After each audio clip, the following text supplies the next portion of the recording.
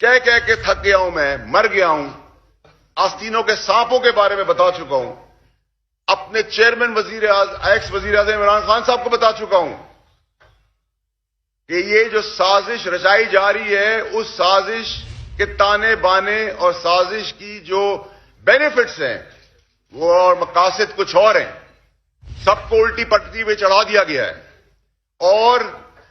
عمران خان صاحب جو مارچ پرامن کرنے جا رہے ہیں یہ ہمارا جمہوری حق ہے اور رائٹ ہے،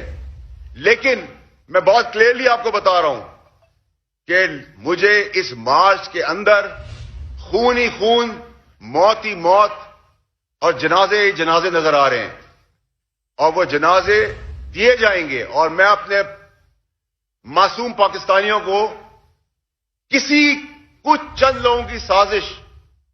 کے تحت نہیں مرنے دوں گا۔ اپنی آخری وقت تک کوشش کروں گا کہ یہ